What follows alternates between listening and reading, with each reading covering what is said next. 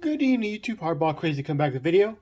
Today is a video for I probably should have done before the National, but I procrastinated a little bit. I sometimes put the pro in procrastination. Um, these are 4 cards I picked up in the couple months, a month or so leading up to National. Didn't buy much going into National because I want to save a little bit of funds for it, but I did come across a few cards I was like on my watch list or um, saved list and other cards is kind of I been on my want list for a while. I took the opportunity and picked up what I did. First is by the only vintage card of the group. It's been on my eBay save search list for a long time now, a good year or two. Um, Probably since the pandemic, I think.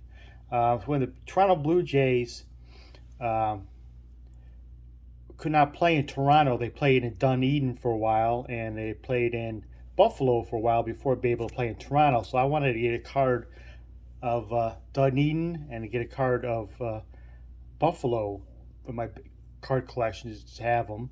I have a Dunedin Carlos Delgado minor league card. And so Buffalo, I found this card, and he's my all-time favorite Negro Leaguers and non-Hall of Famers, and so I added him to my collection. I'm thinking about becoming a Luke Easter Negro super collector, picking up a bunch of Luke Easter cards. This is 1958 Bond Bred Buffalo Bison's regional set. He has the same Bond Bred of the we know of the 47s. Uh, Luke Easter played minor league ball after playing in Cleveland with Buffalo and Rochester, and they were in both those cities' sports Hall of Fames and fan favorites uh, with both minor league franchises. This is a promo for a TV show, as you see here. It's like a western. It only lasted like one season or so, but this is a Luke Easter 1958 Bond Bred. And you read back here, it gives him a very I don't know if I'd be comfortable as a player, give him like the address where he lives and everything, um, and it's kind of a little too much information for my privacy for sure if I was a pro ball player. But I'm happy to add this Luke Easter to my collection. I have 4 Easter cards now. I have both his 51 rookie cards, his 54 Topps. I think it's a red back, and his 51 Bowman, and I have a Total Teros Winter League card. Think about adding more Luke Easters because I like Luke Easter. Next up is watching the draft, and I like to have cards represent all aspects of baseball, baseball history, in all parts of the world. And watch the MLB draft, and I don't have a card representing the Cape Cod League, so I had to pick one up. I found this one on eBay at a really good price, so I picked up a graded copy because it's just only a couple dollars more than the raw one. So I picked up a Jeff Kent 1988 Cape Cod League card. This is his first issued card, possible future Hall of Famer.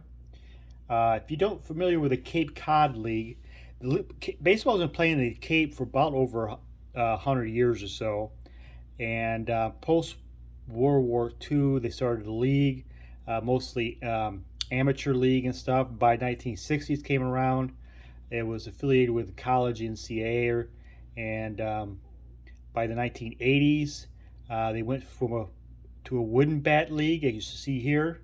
And since it's a wooden bat league and it's for uh, college all stars, like college All Americans, college baseball players, NCAA, playing the wooden bat league. So the scouts take really notice what hitters are hitting well with a wooden bat opposed to the regular NCAA aluminum bat.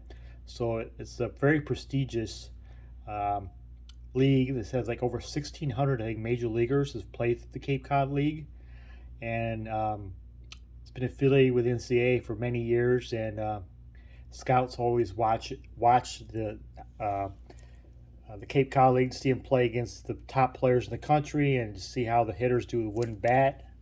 This is your typical 80s minor league set cards. This 88 Cop set also has Mo Vaughn, Frank Thomas, Jeff Bagwell, I think Jerry Burnett, I think JT Snow, Chuck Knobloch's in the set. And very happy I had this Cape Cod League, my first Cape Cod League card in my collection.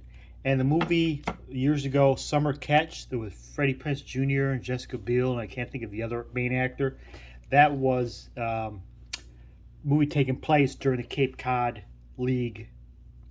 If you want to learn more about the Cape Cod League, you should probably just Google up and everything. But it's a long history in baseball and college baseball and the Cape and such.